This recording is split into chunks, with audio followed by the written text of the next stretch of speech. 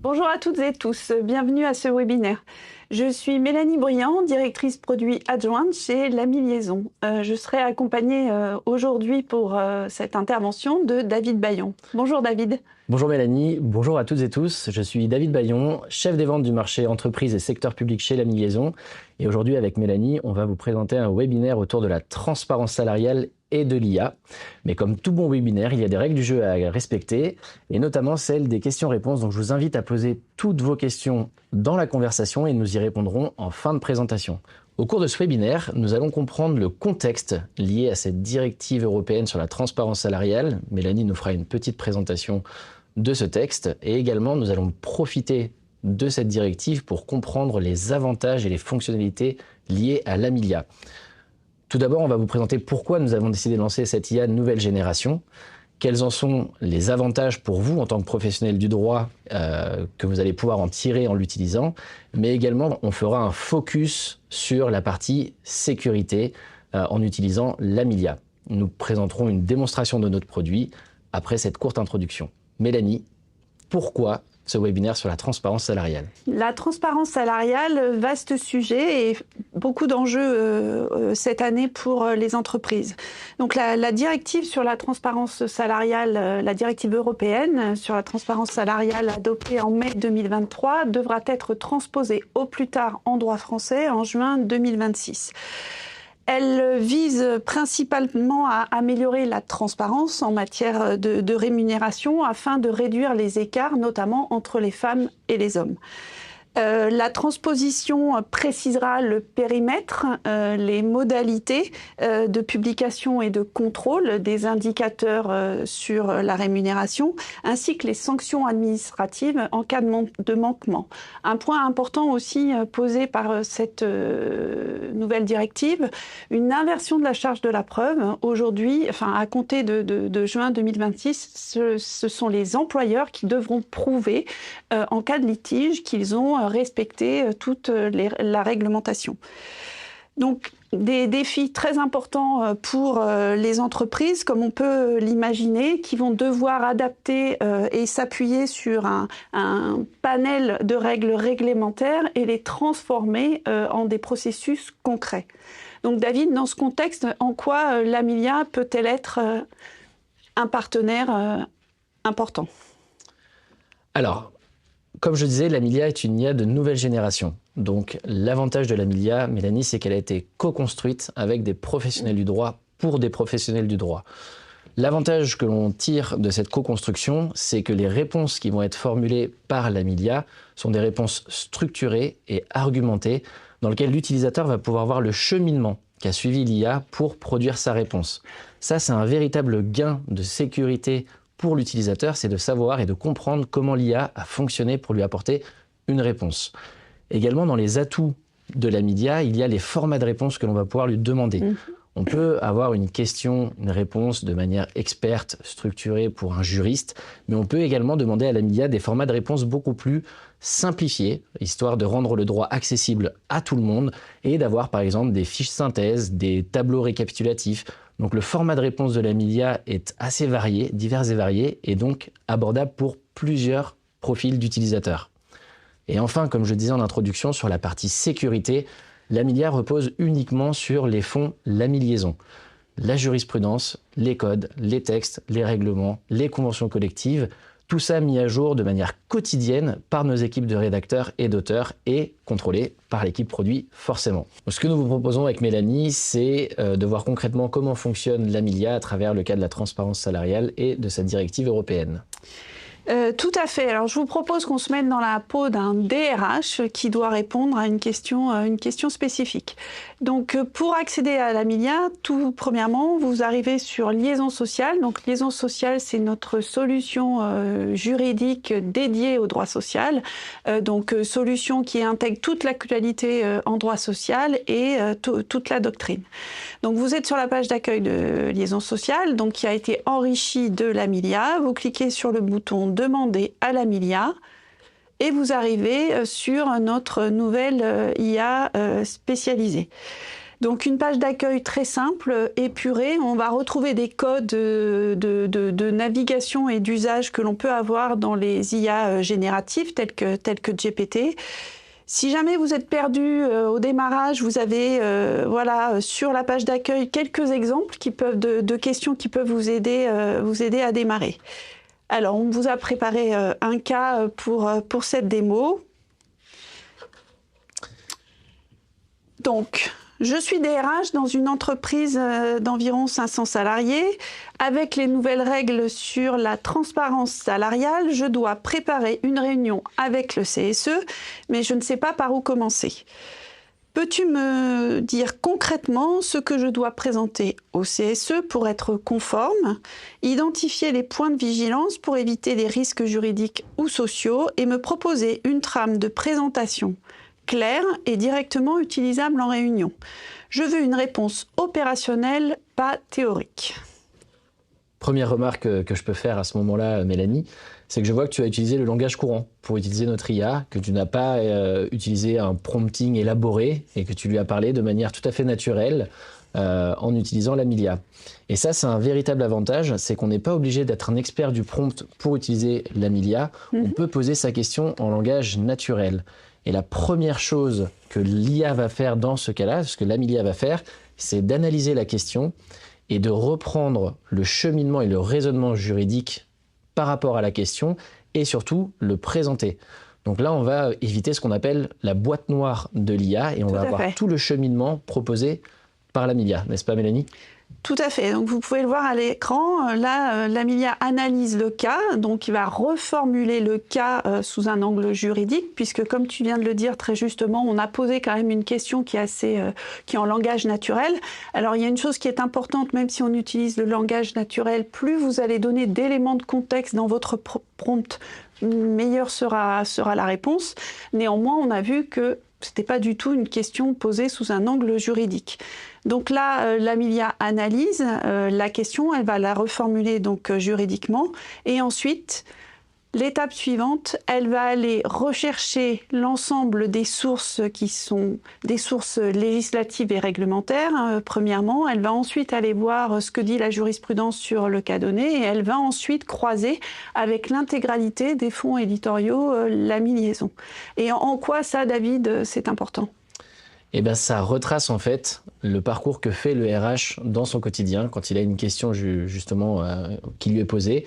C'est tout d'abord, il faut que j'aille trouver la bonne source d'information. Et donc, dans le raisonnement, on va chercher dans les textes, la législation, les codes, ce que dit le code du travail éventuellement, dans la jurisprudence ensuite. Si ni les textes ni la jurisprudence ne parlent, peut-être que la doctrine a évoqué le sujet. Et là, notamment en matière de transparence salariale, chez l'AMI, on a déjà produit beaucoup de contenu en anticipant du coup la mise en œuvre de cette directive. Donc, l'Amilia va aller rechercher dans cet ensemble de documents, de corpus de textes. Donc, ça rassure l'utilisateur sur les fonds interrogés.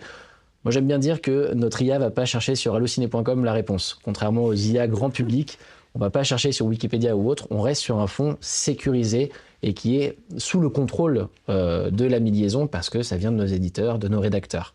Et donc là, on le voit à l'écran, il y a la réflexion. Aussi. Et de nos experts.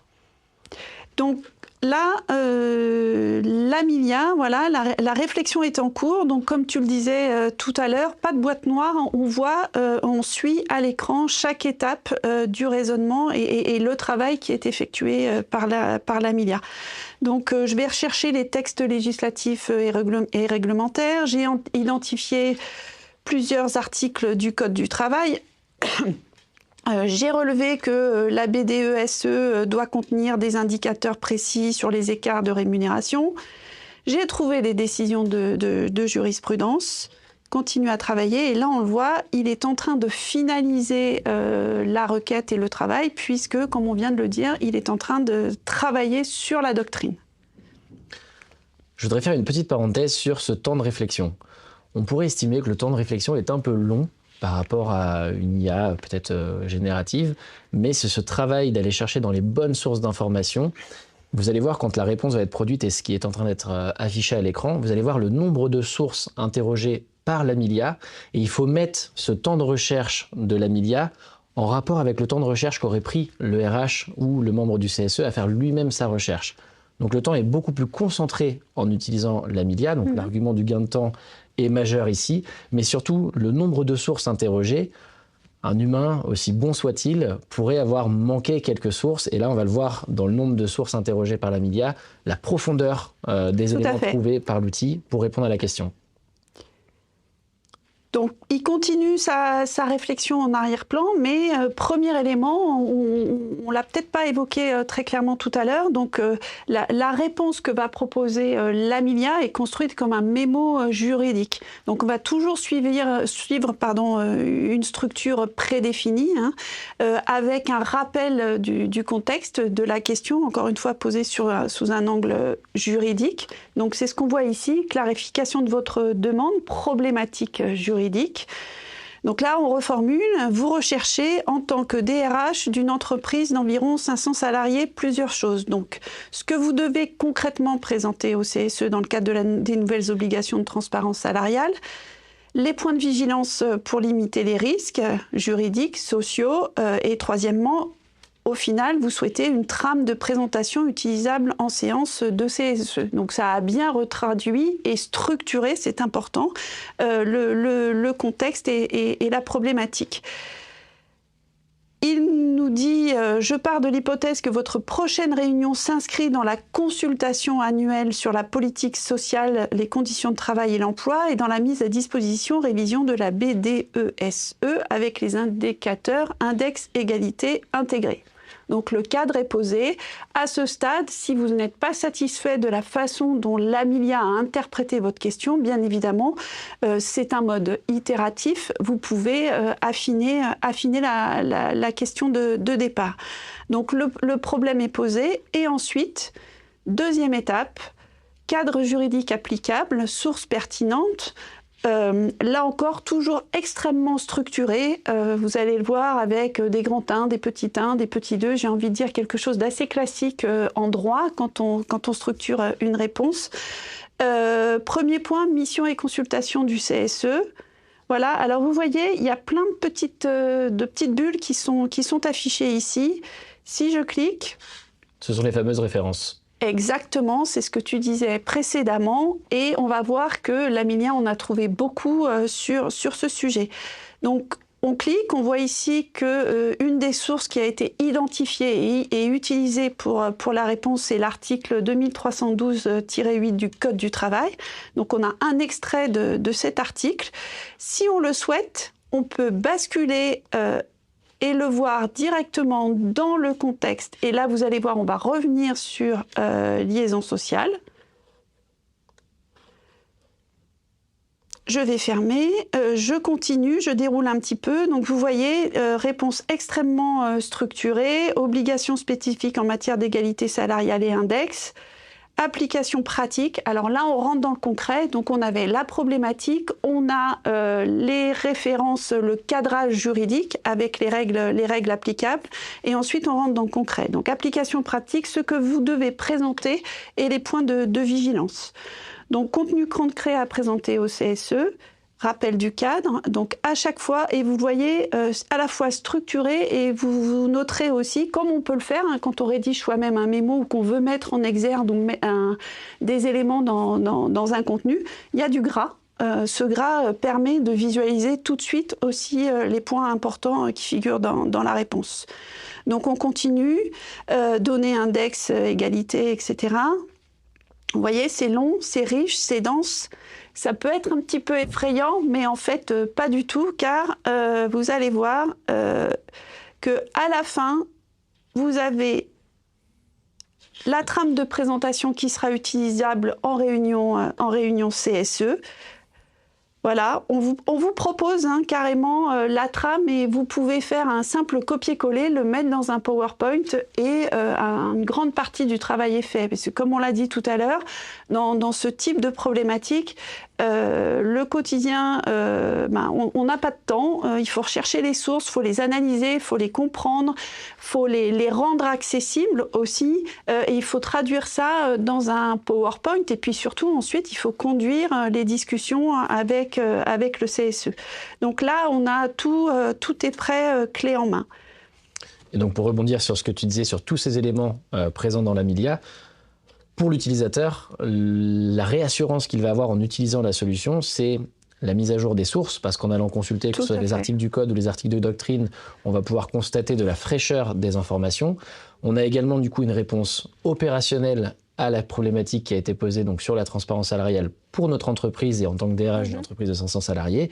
Et on a également un troisième élément, c'est le format de restitution, où là on a carrément la trame que l'on va pouvoir du coup dérouler et argumenter dans le PowerPoint auprès des élus ou auprès de la direction. Exactement. Pour expliquer ce que l'on va mettre en place dans le cadre de la directive de la transparence salariale dans notre entreprise.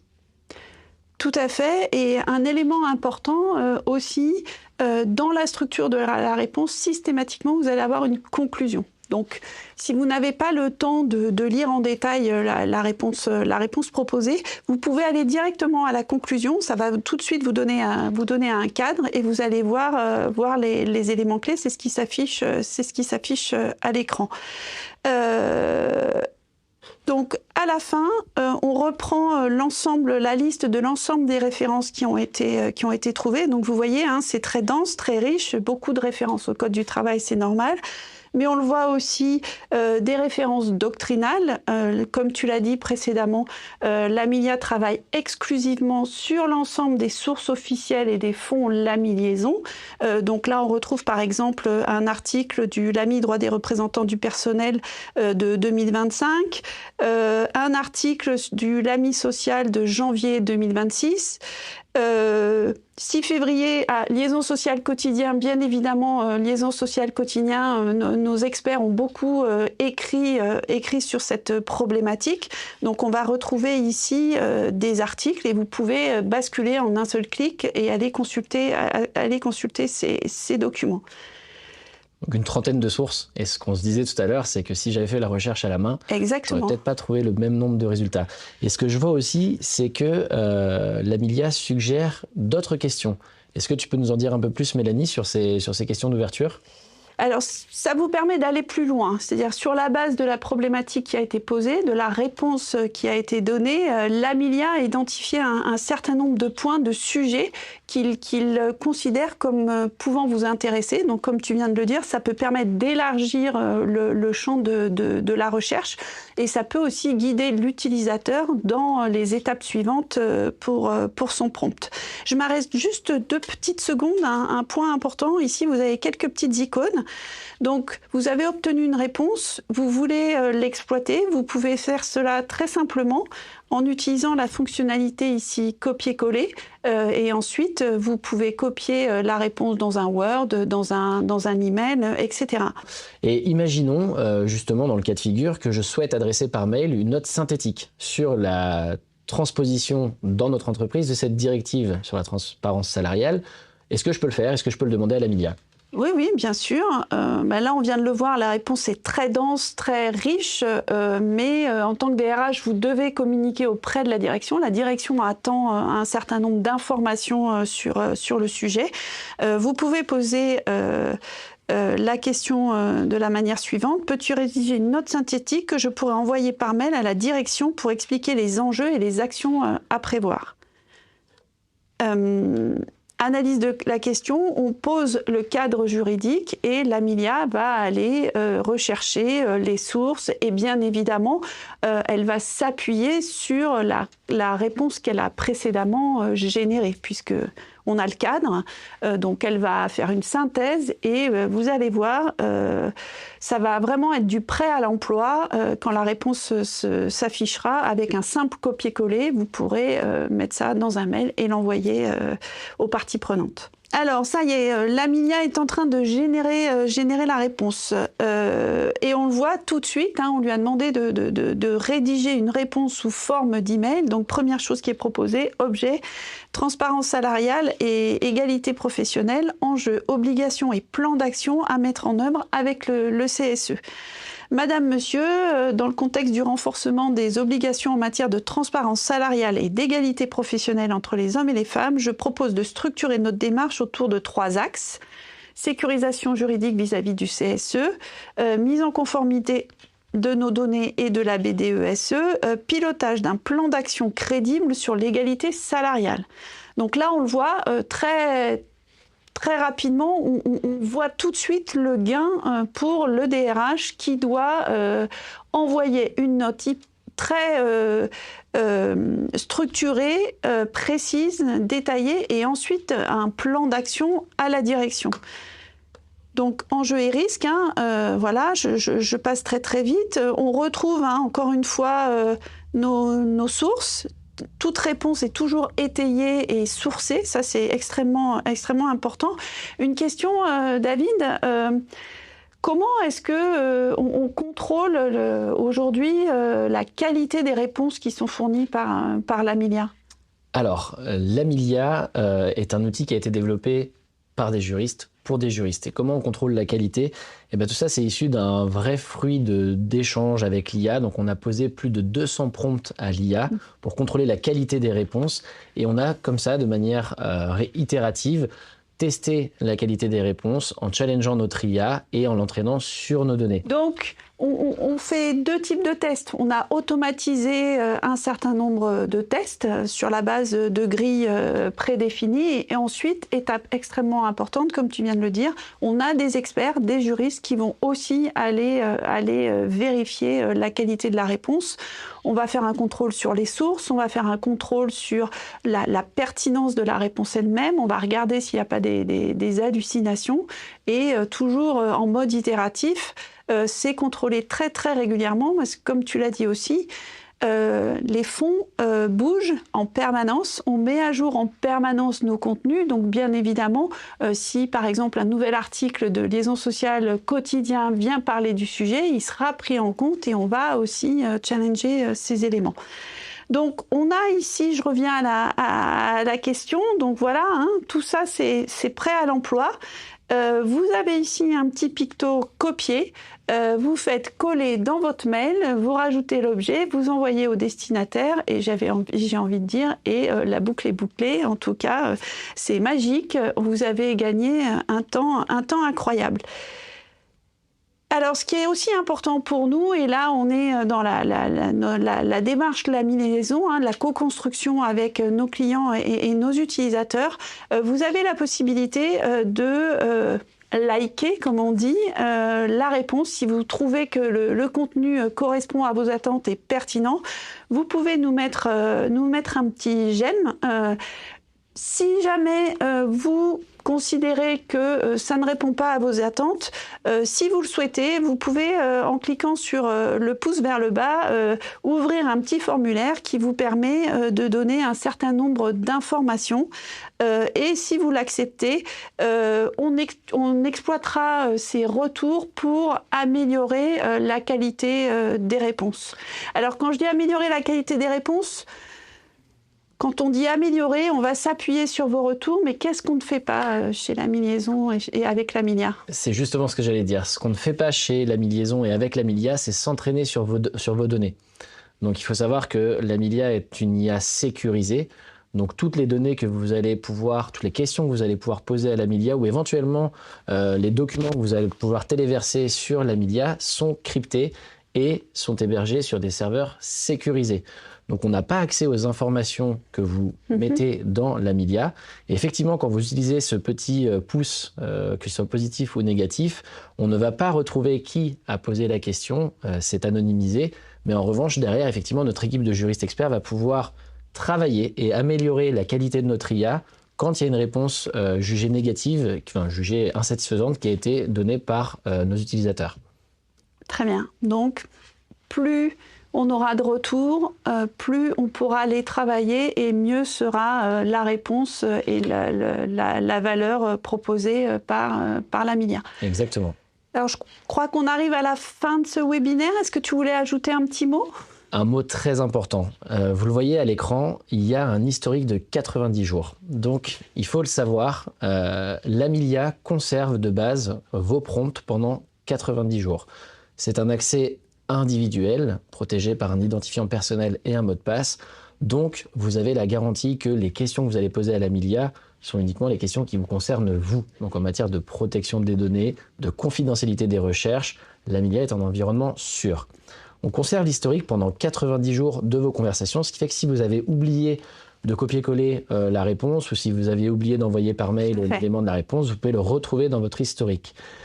Petite fonctionnalité qui existe sur l'historique, vous pouvez épingler une question, et à partir du moment où vous épinglez la question, elle va être conservée dans votre historique au-delà des 90 jours. Donc elle sera disponible jusqu'à ce que vous décidiez de désépingler la réponse. Donc cette fonctionnalité d'historique vous permet de retrouver vos recherches précédentes et également de vous dire tiens, j'avais oublié tel ou tel point, il faut que je retrouve dans les réponses qui m'a été donné, que la MILIA m'a donné les informations. Et c'est en corrélation du coup avec l'hébergement des données. Information très importante demandée par nos clients et utilisateurs. Toutes les données sont hébergées en Europe. D'accord ? Donc on reste sur un hébergement européen. On n'est pas chez un hébergeur américain ou autre, chez l'Ami Liaison. Donc, on a plusieurs couches en termes de sécurité. On a un hébergement qui est fait dans l'Union européenne. On est conforme et compliant, bien sûr, à la directive sur la protection des données personnelles, le RGPD. Et c'est sécurisé aussi, comme on l'a dit précédemment, puisque on a des contrôles qualité au quotidien qui sont effectués à la fois automatiquement mais le plus important, bien sûr, par nos experts juridiques. Eh bien, merci Mélanie pour cette présentation de l'Amilia qui, je l'espère, vous aura donné envie de tester notre outil à travers Liaison Sociale. Merci beaucoup David pour ta participation et la qualité de nos échanges et merci à tous d'avoir assisté à ce webinaire. Nous vous disons à très bientôt. Au revoir. Au revoir.